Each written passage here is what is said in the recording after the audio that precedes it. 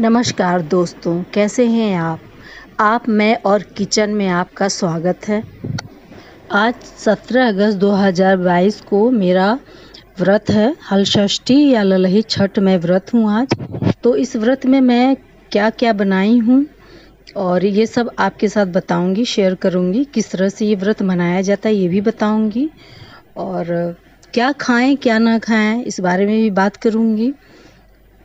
हिंदू पंचांग के अनुसार हर साल भाद्रपद या भादो मास की कृष्ण पक्ष की छठी के दिन यह व्रत किया जाता है। हलषष्ठी के दिन संतान की प्राप्ति सुख समृद्धि के लिए व्रत रखा जाता है। नवविवाहित स्त्रियां भी संतान की प्राप्ति के लिए व्रत करती हैं। इसके साथ ही इस दिन बलराम जयंती होने के कारण इस दिन खेती में उपयोग होने वाले उपकरण की पूजा की जाती है। इस व्रत में खेत में बोई हुई किसी भी चीज़ को खाना मना होता है। इसलिए अपने गमले या अपने गार्डन या बगीचे में लगे हुए साग या सब्जी तो नहीं खाई जाती है। हाँ, साग अरवी का हो गया, चौलाई का हो गया और भी एक दो साग हैं जो इस व्रत में खाए जाते हैं। तो हमारे यहाँ ये अरवी का पत्तों का साग खाया जाता है और चौलाई का, जो कि मैंने अपने गार्डन में लगाया हुआ है। तो मैं इस अरवी के पत्तों को काट लूँगी और इनके तो वैसे पकौड़ियाँ भी बनती हैं, लेकिन इस व्रत में मैं साग बनाऊँगी। तो वैसे तो मार्केट में भी आज के दिन इस तरह की साग मिलते हैं, लेकिन अगर अपने गमलों या अपने घर में लगा हुआ हो तो हमको पता होता है कि ये बिल्कुल शुद्ध है और खेत में लगे हुए नहीं हैं। और एक छोटी सी जगह में भी ये अरवी के पत्ता बहुत ही आसानी से लग जाता है, तो ऑर्गेनिक है पूरी तरह से। चौलाई को भी मैंने अपने टेरेस पर लगाया हुआ है। 2 तरह के ग्रो बैग में मैंने 2 तरह की चौलाई लगाई है। एक लाल चौलाई लगाई है, एक हरी चौलाई लगाई है। और इस चौलाई साग में बहुत ही आयरन पाया जाता है और इस तरह से लगा करके हमारे व्रत में सबसे ज़्यादा हमें फ़ायदा ये करता है कि हमें मार्केट से लेना नहीं पड़ता है, क्योंकि इस व्रत में खेत में लगी हुई चीज़ों को बिल्कुल भी नहीं खाया जाता है। तो अपने गार्डन में अगर इस तरह से छोटे ग्रो बैग या किसी भी कंटेनर में भी आप आसानी से लगा सकते हैं। और इस व्रत में सबसे ज़्यादा मुझे इस चीज़ का फ़ायदा मिला है कि ये सब चीज़ें मुझे मेरे गार्डन में ही मिल गई हैं। तो प्लांट तो वैसे हर किसी को लगाना ही चाहिए, छोटा हो या बड़ा, आपके पास स्पेस हो, कहीं भी एक छोटे से कंटेनर में लगा दें। और मैं तो ज़्यादातर बोरियों में या ग्रो बैग्स में ही लगाई हूँ, क्योंकि टेरेस पर वेट नहीं डालना होता है। चौलाई साग में बहुत ज़्यादा आयरन पाया जाता है, इसलिए ये साग बहुत ही फ़ायदा करता है। इसकी मैं कटिंग कर लूँगी तो फिर ये दोबारा से ग्रो करेंगे, तो फिर उसके बाद मैं हार्वेस्ट कर लूँगी दोबारा। तो ये बहुत ही आसानी से लग जाते हैं और इनके बहुत छोटे-छोटे सीड्स होते हैं, उनको आप थोड़े से ग्रो कर लीजिए तो बहुत ही आसानी से ये लग जाएंगे और बहुत ही फ़ायदेमंद होता है चौलाई का साग। देखिए इस तरह से ये लाल वाली चौलाई है और इधर वो हरी वाली चौलाई लगी हुई है। इसकी थोड़ी देर दिनों के लिए मैंने व्रत के कारण छोड़ रखा था, इसलिए इसकी स्टेम थोड़ी मोटी हो गई है। नहीं तो इसको आप छोटा-छोटा ही रहे तभी इसकी हार्वेस्ट कर लिया करिए, बना लिया करिए साग इसका। तो इस तरह से आप भी लगाएं अपने गार्डन, बगीचे या अपनी बालकनी, कहीं भी लगा सकते हैं और कोशिश करें, जगह और समय ज़रूर मिल जाएगा। और ये मैंने सब छोटी-छोटी कटिंग काट ली है। उसके बाद मैं ये हरी वाली चौलाई को भी अब काट लूँगी। और ये बहुत ही फ्रेश ताज़ा है, मैं कोई भी केमिकल यूज़ नहीं करती हूँ। अपने किचन वेस्ट को इसमें सब नीचे डाल देती हूँ ग्रो बैग में, उसके ऊपर मैं सॉइल डाल देती हूँ। तो बहुत ज़्यादा मिट्टी की भी ज़रूरत नहीं होती, खाद की भी ज़रूरत नहीं होती। ये हरी वाली चौलाई है, 2 तरह की चौलाई साग होती है। चौलाई साग बोलिए या भाजी बोलिए, बहुत से लोग भाजी भी बोलते हैं। तो इस व्रत में इसको हमारे यहाँ बनाया जाता है। ये देखिए,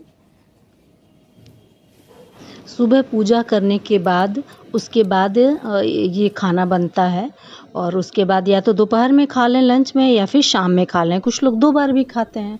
अब मैंने अरवी के पत्तों को इस तरह से धो लिया है। इनको थोड़ा अच्छे से धोना चाहिए। वैसे तो ये ऑर्गेनिक है, इसमें केमिकल वगैरह बिल्कुल ही यूज़ नहीं किया है, लेकिन अगर मार्केट से लाएँ तो कोई भी साग आप बहुत अच्छे से देख लें, इसमें छोटे-छोटे कीड़े भी होते हैं। तो इनको बहुत ही बड़े बर्तन में और थोड़ा अच्छे से देखते हुए साफ़ करके तो फिर इनको अच्छे से धो लें, उसके बाद तब पकाएं इसको। और इनको धोना बहुत अच्छा होता है। कहीं कहीं आप मार्केट से लाए हुए में बहुत सारा जो होता है ना रेत या बालू भी होता है, जो कि हेल्थ के लिए बहुत नुकसान है। इसलिए 3 से 4 पानी बाहर वाली जो आप ले आइए साग सब्जी, तो उसको ज़रूर धोना चाहिए। और घर वाली तो अच्छे से 1-2 बार में ही साफ़ हो जाती है। और इस तरह से मैं अब इन सबको धो लूँगी, उसके बाद इन सबको काट लूँगी। चौलाई अलग बनाऊँगी और अरवी के पत्तों का साग अलग बनाऊँगी। चौलाई में के पत्तों में छोटे छोटे कभी कभी कीड़े होते हैं, ये उसको बारीकी से देखना ज़रूरी होता है। तो फ्रेश चौलाई अरवी का पत्ता कितना अच्छा साग बनेगा इसका। और फ्रेंड्स आप ज़रूर भी अपने गार्डन में लगाएं। इस तरह से मैंने चौलाई को काट लिया है धो करके, और छोटे छोटे टुकड़ों में ये आसानी से गल जाता है। और ये अरवी के पत्तों को भी मैंने, अरवी का पत्ता तो और भी आसानी से गल जाता है। इनको काट लिया है मैंने धो करके, साफ़ करके। ये देखिए इस तरह से कटिंग कर ली है मैंने।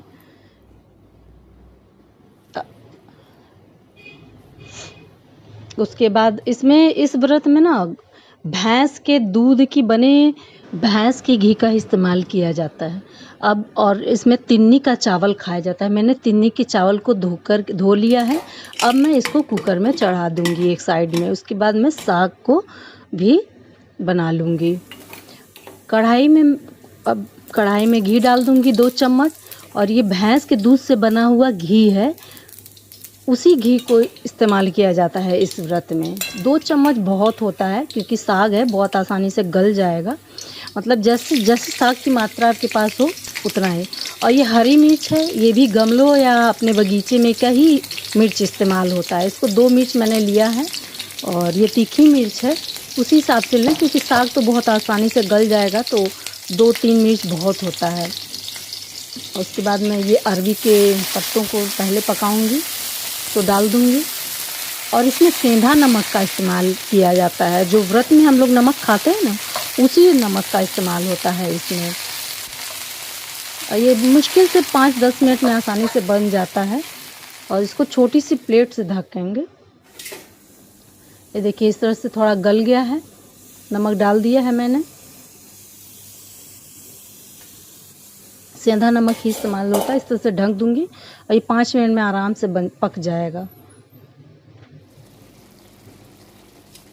इसमें पानी, ये बहुत मुलायम होता है ना, इसलिए इसमें थोड़ा पानी होता है, तो उसको अच्छे से गला लें। इसमें पानी बिल्कुल भी मत मिलाएं, ये अपने से गल जाएगा।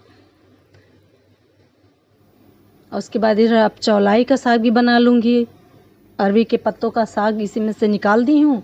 और उसी कढ़ाई में 2 चम्मच तेल नहीं, घी डाल करके, वही भैंस का जो दूध निकलता है उससे जो बना हुआ घी होता है, उसी को 2 चम्मच डाल दी हूँ। बिल्कुल जैसे चौलाई अरवी का भी मैंने भी बनाया है, उसी तरह अब ये चौलाई का भी बनेगा। इसमें भी 2 मिर्चें हैं या 3 मिर्चें, जैसा आपको पसंद हो, जितना तीखा आप खाना चाहें।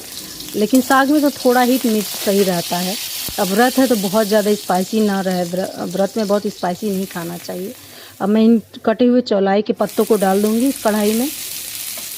ये थोड़ा ज़्यादा बढ़ गई थी चौलाई, इसलिए इसकी जो स्टेम है ना वो थोड़ी हार्ड हो गई थी, तो उसको भी मैंने छोटा छोटा काट लिया है।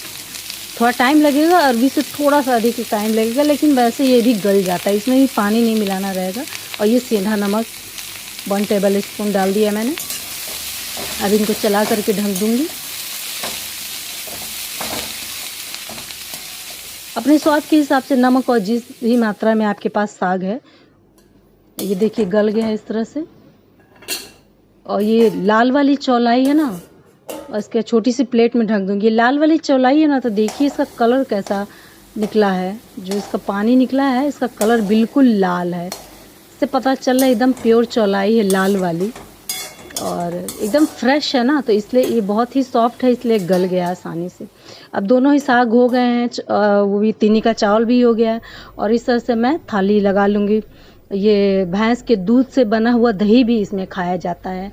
या चौलाई का साग, तिन्नी का चावल, अरवी पत्तों का साग। और अगर आपको ये रेसिपी पसंद आई हो तो प्लीज़ लाइक, शेयर और कमेंट करें।